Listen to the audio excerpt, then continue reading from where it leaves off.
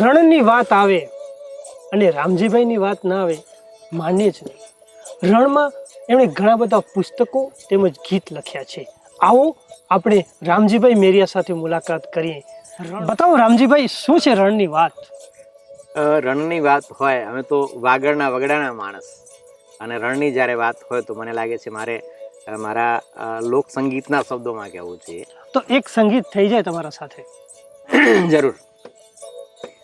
રણનો લાગ્યો રંગ વાલીડા ને રણનો લાગ્યો રંગ, મારા યુતર્યો યંગે યંગ વાલીડા રણનો લાગ્યો રંગ। વાહ વાહ, क्या बात है। રણ મારેલાય સુર પાવાના ને મીઠડા વાગે ચંગ, રણ મારેલાય સુર પાવાના ને મીઠડા વાગે ચંગ, મારા યુતર્યો યંગે યંગ વાલીડા રણનો લાગ્યો રંગ। આમ રણનો રંગ એકવાર લાગી જાય કે પછી ઉતરે નહીં। તો રંગ કેવી રીતે લાગ્યો?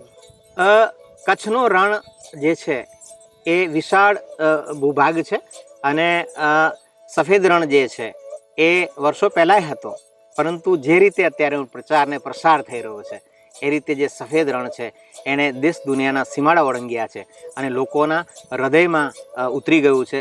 એમ કહે છે કે પહેલાં એવી માન્યતા હતી કે કચ્છ તો રણ છે, રણમાં શું જોવું હોય, પણ તમે શબ્દો પર ધ્યાન દેજો। કચ્છ તો રણ છે, એ જ શબ્દો જ્યારે લોકો કચ્છનું રણ જોઈને જાય ત્યારે વચ્ચે કોમા મૂકે, કચ્છ એ તોરણ છે।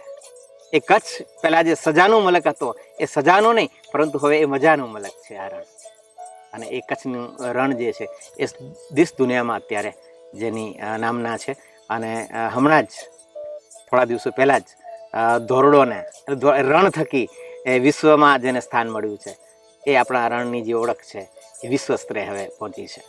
રામજીભાઈ, જ્યારે અમે તમને વ્હાઈટ રણની વસ્તુ આવે અને જ્યારે તમે એને મહેસૂસ કર્યું હોય તો ચાંદની રાતમાં એ તમે કેવી રીતે મહેસૂસ કર્યું?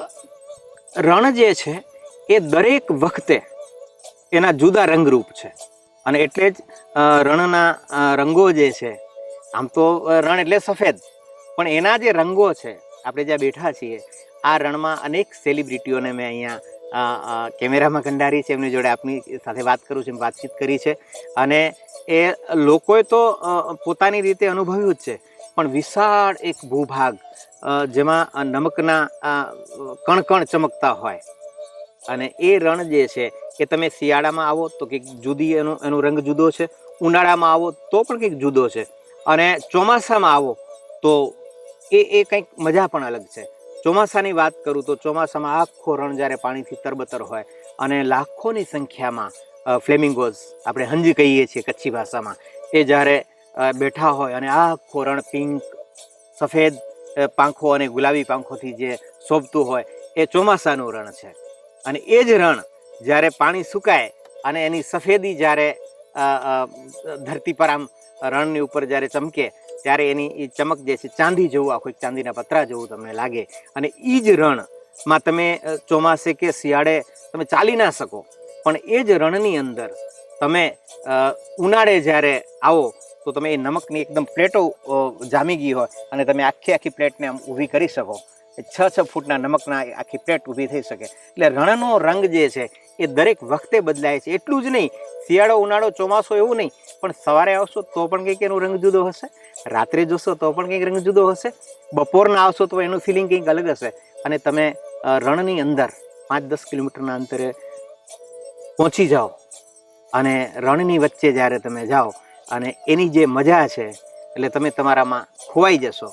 અને એ હું જ્યારે મારા પ્રવાસીઓને લઈને જતો હોઉં છું ત્યારે મારી ચેલેન્જ હોય છે કે હું રણ બતાવીને આવું અને એની આંખમાં જો પાણી ના આવી જાય ને તો મારી એની જોડેથી પૈસા નહીં લેવાના।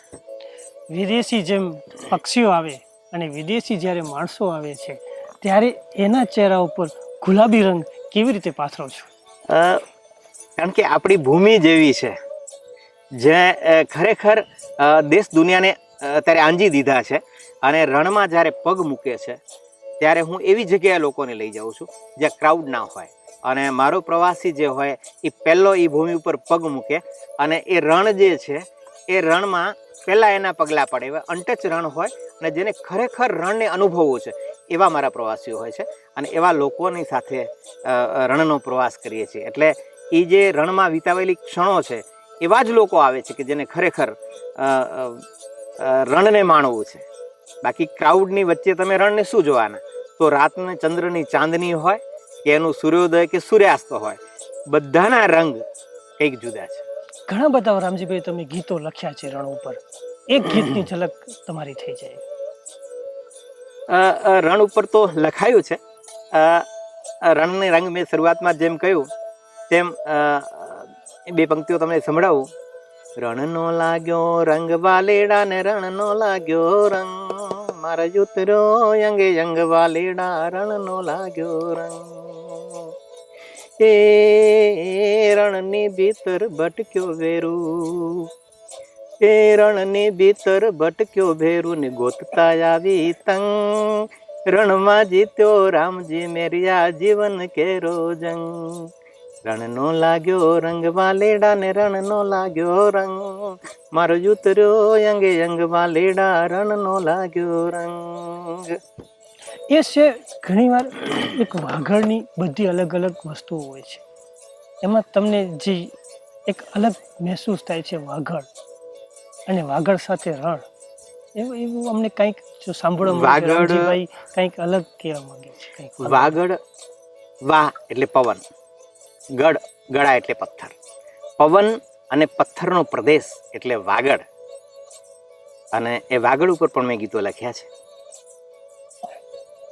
એ મારું વાગડ જોવા ને તમે જાવો એકવાર, ધીંગી આ ધરતીના દિલનો દબકાર, વિનવે વસુંધરા ને મોરનો ટોકાર, વાલું વાગડ મારો વાલું વાગડ. વાગડના પણ ઘણા બધા ગીતો છે. અને એ રીતે વાગડની રણ જે છે એ છે એક ધોરડો લખપતથી માંડીને વાગડ સુધી વિસ્તરેલો આ રણ છે. મૂળ વાત પર આપણે આવીએ તો, અને વાગડની સાથે ઘણા બધા ધર્મ સ્થાનો પણ રણ સાથે જોડાયેલા છે.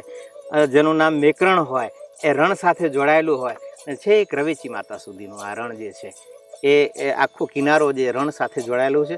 અને તમે જાણીને આનંદ થશે કે કચ્છનો જે કલ્ચર છે એમાં રણ છે.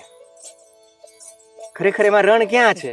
તો તમારી જો એ દ્રષ્ટિ હોય તો અમે એમાં ચોક્કસ રણને જોઈ શકો. સાંભળ્યું છે કે એની પાકિસ્તાનની બોર્ડર, પહેલા પાકિસ્તાનનો અહીંયા રસ્તો બી હતો, એ વિશે તમે શું કહો છો? તમે વાતને વર્ષો પહેલા મેં મારા પિતાજી જોડે સાંભળી છે. મારા પિતાજી 1947 પહેલાની વાત કરતા કે અમે અહીંયાથી સીધા ચાલતા પાકિસ્તાન જતા.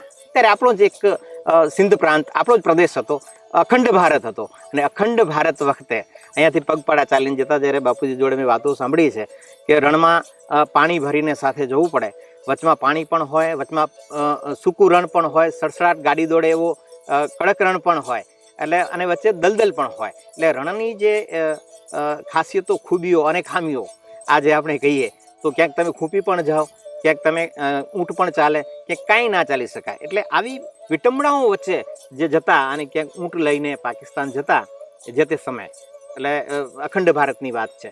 તો ત્યારે ઘણા લોકો જોડે મેં ઘણી બધી કહાનીઓ સાંભળી છે. ખડીર પ્રદેશ છે કેવો છે, જે ચોવે રણથી ઘેરાયેલો છે. કચ્છ એક આઇલેન્ડ છે, અને કચ્છની અંદર પણ નાના નાના આઇલેન્ડ છે, જેનો આપણો ખડીર વિસ્તાર, જ્યાં વર્લ્ડ હેરિટેજ સાઇટ ધોળાવીરા આવેલું છે. એ વર્લ્ડ હેરિટેજ સાઇટ ધોળાવીરાની જે ભૂમિ છે એને ચોતરફ ફરતો જે વિસ્તાર ખડીર, ખડીર એટલે ખડ કહેતા ઘાસ, ઘાસનો એક ચરિયાણનો પ્રદેશ. અને એ ખડીર જે વિસ્તાર છે એની આસપાસનો આખો વાતાવરણ તમે જોશો તો કંઈક અલગ છે. અને ત્યાંનો બાજરો વખણાય છે. અને એટલે જે તે સમયે કહેવત પડી છે કે ખાસો માલ ખડીર જો, બાજર બાકર ને બેર.